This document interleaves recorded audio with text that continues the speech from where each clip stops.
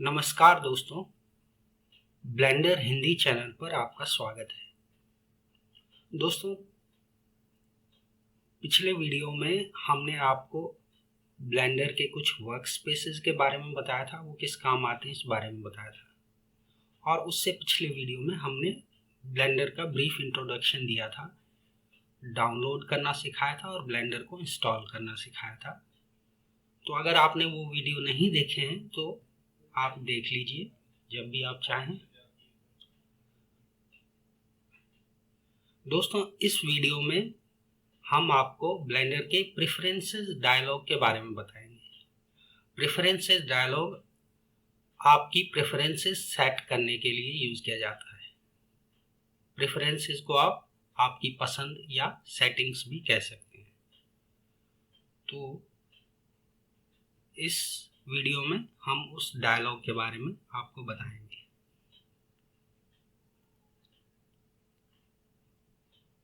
तो आइए preferences dialogue को खोल लेते हैं। इसके लिए आपको ऊपर एडिट मेनू में जाना होगा और सबसे लास्ट ऑप्शन है प्रेफरेंसेस, इस पर क्लिक कर लेते हैं। सबसे पहले दोस्तों, यहाँ बॉटम लेफ्ट कॉर्नर पे ये जो 3 लाइनें दिख रही हैं, इसके बारे में आपको बता देते हैं। जब भी आप प्रेफरेंसेस सेव करेंगे, चेंज करेंगे, तो आपको चाहिए कि आप प्रेफरेंसेस सेव कर लें। अगर आप सेव नहीं भी करते हैं तो ये ऑटो सेव प्रेफरेंसेस अगर आपने चेक किया हुआ है तो अपने आप आपकी सेटिंग्स सेव हो जाएंगी। अगर ये चेक नहीं किया हुआ है और आप मैनुअली प्रेफरेंसेस सेव नहीं करते हैं तो आपकी प्रेफरेंसेस करंट सेशन तक ही रहेंगी। अगली बार आप जब ब्लेंडर खोलेंगे तो जो आपने सेटिंग्स चेंज की थी वो गायब हो जाएंगी। इसलिए आप इसको ऑटो सेव पर रखें। अगर आप चाहते हैं कि केवल एक सेशन में ही आपकी प्रेफरेंसेस रहें तो आप ऑटो सेव डिसेबल कर सकते हैं और मैनुअली सेव कर सकते हैं। इसके अलावा ऊपर लोड फैक्ट्री प्रेफरेंसेस का ऑप्शन है। अगर आप चाहें कि आपको ब्लेंडर जैसा इंस्टॉलेशन के टाइम पर आया था वही प्रेफरेंसेस रहें तो आप इसको क्लिक कर सकते हैं। दूसरा ऑप्शन है रिवर्ट टू सेव्ड प्रेफरेंसेस। ये क्या करेगा कि अगर आपने कुछ सेटिंग्स सेव कर ली हैं लेकिन अब आप चाहते हैं कि पहले जो सेटिंग्स थी वो आ जाएं और नई गायब हो जाएं तो आप रिवर्ट टू सेव्ड प्रेफरेंसेस को क्लिक कर सकते हैं। तो ये तो हो गई प्रेफरेंसेस को सेव करने की बात। अब देखते हैं कि ये जो लेफ्ट में टैब्स हैं ये क्या करती हैं। सबसे ऊपर है इंटरफेस टैब। तो इंटरफेस टैब में आप सेटिंग्स करते हैं इस बात की कि आपका इंटरफेस कैसा दिखना चाहिए, कैसा बिहेव करना चाहिए। तो सबसे पहला ऑप्शन है रिजोल्यूशन स्केल का। इससे जितनी भी टेक्स्ट आपको आपकी स्क्रीन पे दिखाए जा रहे हैं वो सब उनका साइज आप चेंज कर सकते हैं, बढ़ा सकते हैं या घटा सकते हैं। तो अगर आप इसको बढ़ाएंगे तो ये सारा टेक्स्ट बड़ा दिखने लगेगा। मैं इसको डिफ़ॉल्ट 1 की वैल्यू पे रखना चाहता हूँ, आप जो चाहें कर सकते हैं। इसके अलावा आप यहाँ से स्प्लैश स्क्रीन को एनेबल या डिसेबल कर सकते हैं। मतलब ब्लेंडर खोलते ही शुरू में जो स्प्लैश स्क्रीन आती है उसको आप चाहें तो डिसेबल कर सकते हैं, तो ब्लेंडर को ओपन करते वक्त वो नहीं दिखेगी। फिर है आपका यूज़र टूल टिप्स। ये अभी आप देख रहे होंगे कि मैं किसी भी ऑप्शन पे होवर करूँगा तो मुझे टूल टिप दिखाई देगी कि ये ऑप्शन क्या काम करता है। तो अगर आप इसको डिसेबल करना चाहते हैं, अगर इससे आपको ये दिखना बार बार तंग करता है तो आप इसको यहाँ से डिसेबल कर सकते हैं। लेकिन मैं इसको ऑन ही रखता हूँ क्योंकि कई बार इसकी ज़रूरत पड़ जाती है कि कौन सा ऑप्शन क्या काम करता है, उसके बारे में तुरंत इससे इंफॉर्मेशन मिल जाती है, इसलिए इसको इनेबल रखना ही ठीक है। फिर नीचे आ जाएं तो नेविगेशन कंट्रोल्स का एक ऑप्शन है जो कि बाय डिफ़ॉल्ट इनेबल हो रखा है। ये क्या करता है कि ये आप व्यू पोर्ट के राइट साइड में जाकर देखें तो 3-4 बटन हैं, इनको ये इनकी विजिबिलिटी को इनेबल और डिसेबल कर सकता है। तो ये जूम का एक बटन है जिससे ड्रैग करके आप जूम कर सकते हैं। ये पैन का बटन है जिससे ड्रैग करके आप व्यू पोर्ट में दाएं बाएं ऊपर नीचे जा सकते हैं। ये कैमरा व्यू का बटन है जिससे आपका ऑब्जेक्ट कैमरा में कैसे दिखेगा वो व्यू आ जाता है। और ये ऑर्थोग्राफिक और पर्सपेक्टिव व्यू को टॉगल करने का बटन है लास्ट वाला। ये चारों बटन आप यहाँ प्रेफरेंसेस में नेविगेशन कंट्रोल से गायब कर सकते हैं या वापस ला सकते हैं। वैसे तो इनके लिए शॉर्टकट कीज इन चारों ऑप्शंस के लिए हैं, वो यूज़ करना ज़्यादा आसान रहता है, लेकिन कभी कभी आप शॉर्टकट भूल जाएं तो इनको यूज़ कर सकते हैं। अब आ जाते हैं थीम्स टैब पर जो लेफ्ट में दूसरा ऑप्शन है।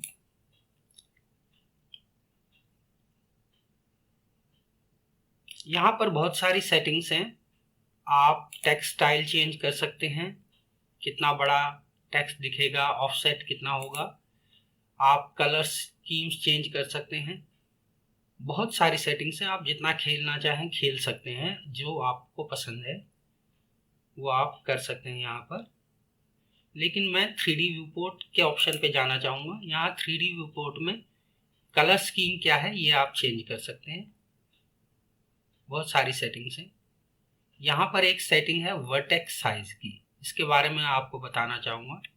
अगर हम एडिट व्यू में जाएं, एडिट मोड में आप देखेंगे कि लाइंस को या लाइन सेगमेंट्स को कनेक्ट करने वाली और उनके अंत में जो ये डॉट्स होते हैं इनको वर्टेक्स कहते हैं। सिंगुलर वर्टेक्स और प्लूरल वर्टिसेस। तो ये जो वर्टिसेस हैं इनका साइज अगर आपको छोटा लग रहा है, दिखने में परेशानी हो रही है, तो यहाँ से आप वर्टेक्स का साइज बढ़ा घटा सकते हैं। तो ये डिफ़ॉल्ट 3 पिक्सल का डॉट है, इसको आप बड़ा कर सकते हैं। मैं इसको 3 पर ही रखता हूँ, आप अपनी पसंद के मुताबिक इसको चेंज कर सकते हैं। अब अगला ऑप्शन है व्यू पोर्ट का।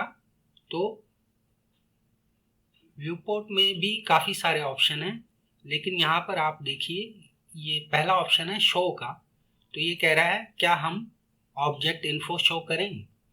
तो ये ऑब्जेक्ट जो व्यू पोर्ट में है ये एक क्यूब है। आप यहाँ बिल्कुल लेफ्ट में जाएंगे तो यहाँ पे एक क्यूब लिखा हुआ दिखाई देगा। तो ये आपको बताता है कि सीन में कौन सा ऑब्जेक्ट है अभी। तो इस ऑब्जेक्ट इन्फो को आप एनेबल या डिसेबल कर सकते हैं। फिर व्यू नेम का ऑप्शन है, यहीं लेफ्ट में क्यूब जहाँ लिखा है उसके ऊपर यूज़र पर्सपेक्टिव लिखा हुआ है, ये व्यू का नाम है। आप इसको एनेबल डिसेबल यहाँ से कर सकते हैं। ये यूज़र पर्सपेक्टिव व्यू अभी है, हम चाहें तो right view, left view, top view, bottom view, कोई सा भी व्यू हम टॉगल कर सकते हैं। तो जो भी व्यू होगा वो यहाँ पर लिखा हुआ आएगा। तो अगर आप चाहें तो यहाँ से डिसेबल कर सकते हैं इस व्यू लिखे हुए को, लेकिन इन दोनों को ऑन रखना ही ठीक रहेगा। अगला ऑप्शन लाइट्स का है। तो लाइट्स में सबसे पहले हम स्टूडियो लाइट को चेंज कर सकते हैं। स्टूडियो लाइट डिफ़ॉल्ट लाइट है जो आपके ऑब्जेक्ट पर लाइटिंग और शैडो के इफ़ेक्ट दिखाती है। तो अगर हम इसकी डायरेक्शन यहाँ से चेंज करें तो आप देख सकते हैं किस तरह शैडोज और लाइटिंग और हमारा क्यूब जो है उस पर चेंज हो रही है। और भी प्रॉपर्टीज आप यहाँ पर चेंज कर सकते हैं अगर आप चाहें तो। फिलहाल मैं इसको डिसेबल कर देता हूँ, डिफ़ॉल्ट लाइट ही रहने देता हूँ। इसके अलावा दो और ऑप्शन है मैटकैप्स और HDRI का। HDRI इन्वायरमेंट इमेजेस होती हैं, ऑब्जेक्ट के चारों तरफ इन्वायरमेंट किस तरह का है वो भी लाइट पर इफेक्ट डालता है, ऑब्जेक्ट कैसा दिखेगा उस पर इफेक्ट डालता है। तो ये HDRI इमेजेस आप इंस्टॉल यहाँ से कर सकते हैं। आप किसी बाहरी वेबसाइट से जैसे unsplash.com से आप कोई इमेज डाउनलोड कर सकते हैं और फिर यहाँ से इंस्टॉल कर सकते हैं, फिर उसको आप ऑब्जेक्ट के इन्वायरमेंट के तौर पर यूज़ कर सकते हैं, लेकिन ये हम बाद में करेंगे। मैटकैप्स जो हैं, मैटकैप्स एक स्पेशल तरह की शेडिंग ऑब्जेक्ट को देता है जो कि केवल ऑब्जेक्ट को देखने के लिए अलग अलग तरीके से देखने के काम आता है। यहाँ टॉप राइट में, व्यू पोर्ट के टॉप राइट में ये जो नीचे की ओर एरो जा रहा है, यहाँ से आप मैटकैप को चेंज कर सकते हैं। ये देखिए, ये तरह तरह की शेडिंग्स ये मैटकैप्स कहलाती हैं। ये ऑब्जेक्ट को अलग अलग शेडिंग में दिखाती हैं, केवल देखने के लिए है। ये रेंडर में यानी आपके फाइनल प्रोडक्ट में नहीं जाता है ये मटेरियल, ये केवल देखने के लिए है। जैसे ये वाला मैटकैप, इससे आप पता लगा सकते हैं कि ऑब्जेक्ट की टोपोग्राफी कैसी है, ऑब्जेक्ट की ज्योमेट्री अच्छी है या बुरी है, इससे थोड़ा आइडिया हो जाता है। तो ये मैटकैप्स हैं, इनको भी आप चाहें तो नए मैटकैप्स को कहीं से डाउनलोड करके यहाँ से प्रेफरेंसेस में इंस्टॉल कर सकते हैं और बाद में यूज़ कर सकते हैं। अब ये एडिटिंग, एनिमेशन, ये दोनों टैब हम छोड़ देते हैं, ये अभी हमारे किसी काम के नहीं है। अगला टैब है एड-ऑन्स का। एड-ऑन्स यानी कुछ एक्स्ट्रा चीज़ें जो आप चाहें तो इनेबल कर सकते हैं। ये बहुत यूज़फुल होते हैं और अक्सर हमारे काम को आसान कर देते हैं। तो मैं शुरुआत में कम से कम 2 एड-ऑन्स के बारे में आपको बताना चाहूँगा। एक है नोड रैंगलर। तो यहाँ पर सर्च बॉक्स में हम नोड सर्च करते हैं, तो ये देखिए, ये थर्ड जो एड-ऑन है नोड रैंगलर, इसको मैं इनेबल कर रहा हूँ। आप भी इसको इनेबल कर लीजिएगा। ये एड-ऑन शेडर एडिटर में काम को बहुत आसान बना देता है। ये बहुत सारे शॉर्टकट्स अवेलेबल कराता है जिससे कि शेडर एडिटर में काम करना बहुत आसान हो जाता है। शेडर एडिटर के बारे में मैंने आपको पहले बताया था कि वो ऑब्जेक्ट की शेडिंग, कलरिंग वगैरह करने के काम आता है, तो उसके लिए ये एड ऑन बहुत उपयोगी है। तो ये मैंने इनेबल कर लिया है। अब अगला एड ऑन है एक्स्ट्रा ऑब्जेक्ट्स। ये जो दूसरा वाला एड ऑन हमें दिखाई दे रहा है, ऐड मैश एक्स्ट्रा ऑब्जेक्ट्स, इसको मैं इनेबल कर ले रहा हूँ।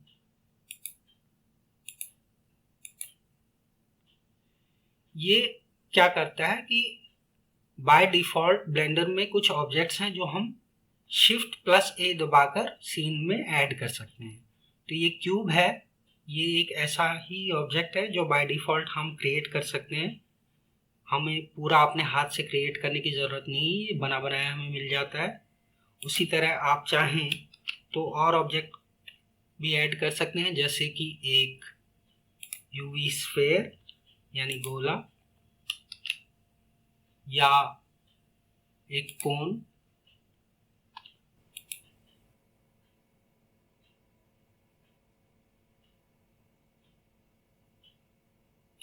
तो मैश में आप सबसे लास्ट में देखिए, मैश ऑप्शंस में यहाँ एक्स्ट्रास ऐड हो गए हैं, जैसे कि beam builder, wall factory, simple star etcetera. तो हम ये सिंपल स्टार को चूज करते हैं, तो हमें एक सिंपल स्टार मिल गया है। तो इस तरह के एक्स्ट्रा ऑब्जेक्ट्स आप एड ऑन से ऐड कर सकते हैं, वरना बाय डिफ़ॉल्ट ये नहीं आते हैं। अब अगला टैब है इनपुट।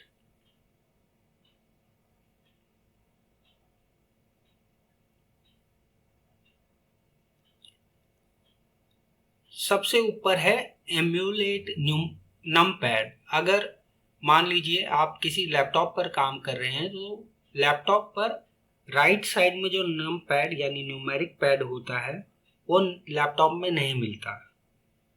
डेस्कटॉप के जो कीबोर्ड होते हैं उनमें एक नंबर्स की रो होती है टॉप पे और राइट साइड में एक नंबर पैड होता है। ये नंबर पैड लैपटॉप पे नहीं मिलता, तो अगर आप लैपटॉप पर काम कर रहे हैं तो आप एमुलेट नमपैड को इनेबल कर सकते हैं। तो इससे क्या होगा कि जो आपकी नंबर की रो टॉप पे होती है कीबोर्ड में वो ही नमपैड का काम करेगी। फिर नीचे है एमुलेट 3 बटन माउस। ऐसे ही अगर आपके पास 3 बटन वाला माउस नहीं है, अगर मिडल माउस बटन नहीं है आपके माउस में, तो इसको इनेबल करके आप 3 बटन माउस की फंक्शनैलिटी पा सकते हैं। अगर आप इसको इनेबल करेंगे तो alt plus left mouse button दबाने से जो मिडल माउस बटन है वो एमुलेट होगा, उसकी फंक्शनैलिटी आपको मिलेगी। अब आ जाते हैं नेविगेशन टैब पर। नेविगेशन टैब में आप देखेंगे कि ये ऑटो ऑप्शन के पास डेप्थ नाम का एक चेक बॉक्स है, यानी ऑटो डेप्थ। तो इसको एनेबल करना काफ़ी ज़रूरी है मेरे ख्याल से, क्योंकि ये बहुत यूज़फुल है, ये कन्फ्यूज़न को दूर करता है। फॉर एग्ज़ाम्पल, अभी अगर आप किसी ऑब्जेक्ट पर क्लिक करें और मिडिल माउस बटन को दबाए रखकर ड्रैग करें तो आप देखेंगे कि ये व्यू हमारा घूम रहा है। अगर मैं किसी और ऑब्जेक्ट पर क्लिक करता हूं तो भी घूम रहा है हमारा व्यू, लेकिन जो सेंटर है रोटेशन का वो हमें नहीं पता कहाँ है। तो ये ऑटो डेप्थ वाला ऑप्शन अगर आप इनेबल कर लेंगे तो इससे क्या होगा कि जिस ऑब्जेक्ट पे आपने क्लिक किया है वही रोटेशन का सेंटर बन जाएगा। तो अभी ये गोला रोटेशन का सेंटर है, बाकी सारी चीज़ें इसके चारों तरफ घूम रही हैं। अगर मैं क्यूब पर क्लिक करता हूँ तो सारी चीज़ें क्यूब के चारों तरफ घूमेंगी जब आप मिडिल माउस बटन दबा करके ड्रैग करेंगे तो ये बहुत ही हेल्पफुल और यूज़फुल ऑप्शन है, इसको आपको इनेबल करना चाहिए। नीचे जूम नाम का सेक्शन है, इसमें जूम टू माउस पोजीशन एक ऑप्शन है, इसको भी आप इनेबल कर लीजिए।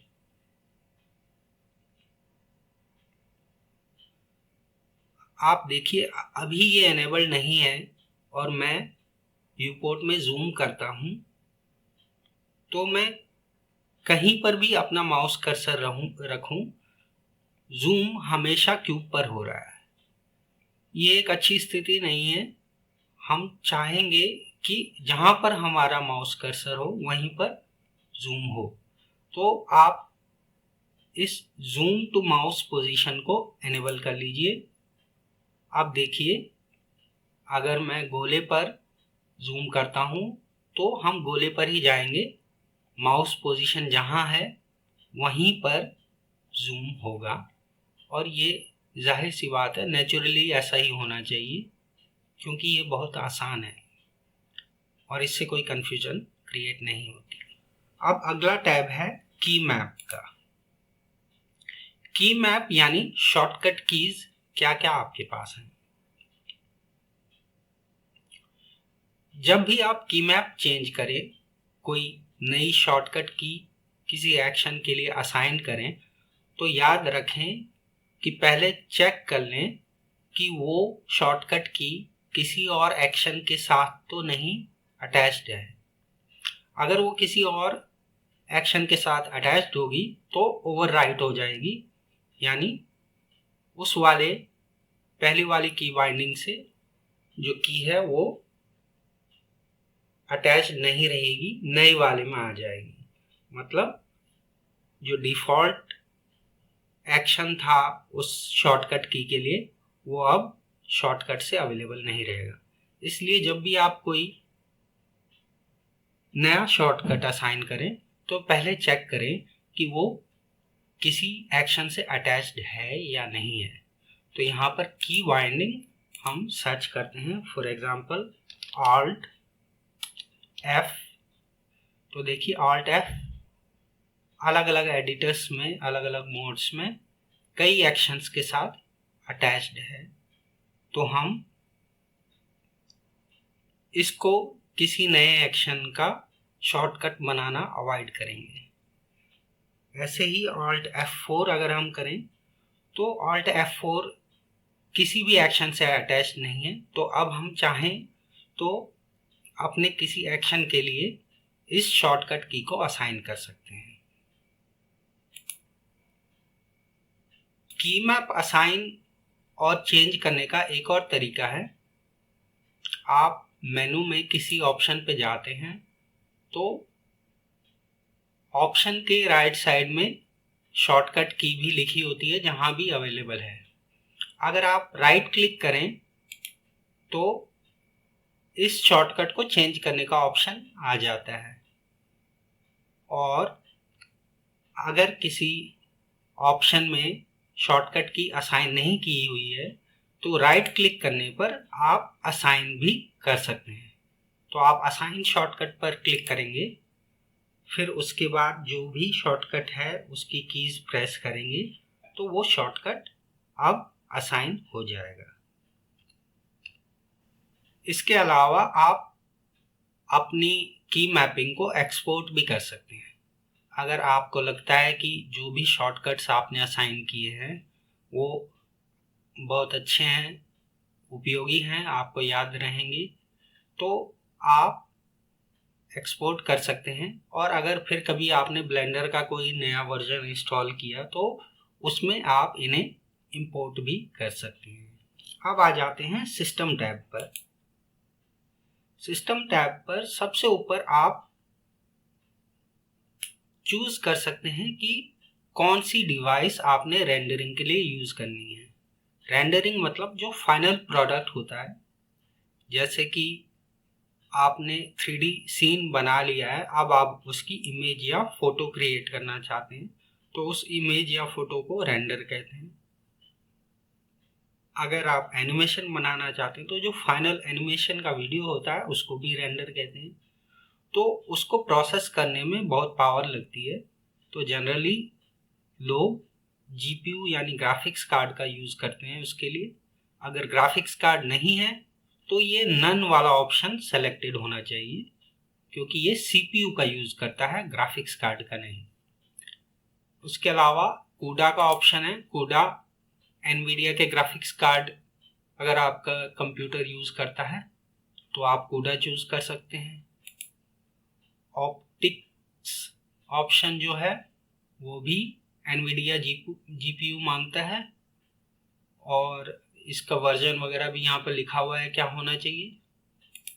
HIP जो है वो AMD के ग्राफिक्स कार्ड के लिए यूजफुल है। तो मेरे पास फिलहाल इस कंप्यूटर पे इनबिल्ट ग्राफिक्स कार्ड है, कोई डेडिकेटेड ग्राफिक्स कार्ड नहीं है, इसलिए मैं नन चूज कर रहा हूँ।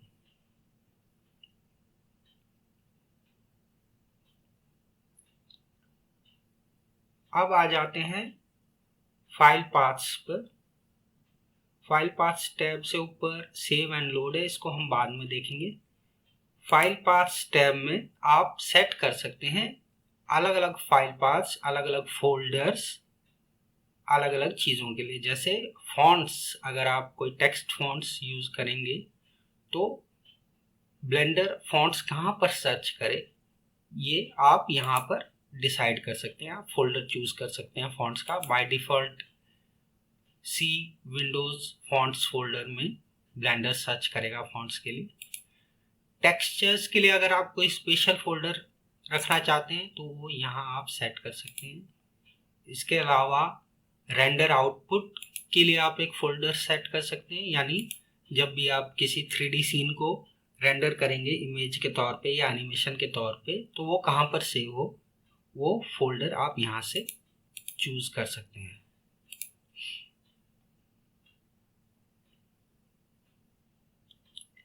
फाइनली आप प्रेफरेंसेस को सेव ज़रूर करें, और अगर आपने ऑटो सेव प्रेफरेंसेस किया हुआ है तो अपने आप हो जाएगा। दोस्तों, आपको ये वीडियो कैसा लगा कमेंट ज़रूर करें, और अगर आपको पसंद आया हो तो लाइक, सब्सक्राइब और शेयर ज़रूर करें।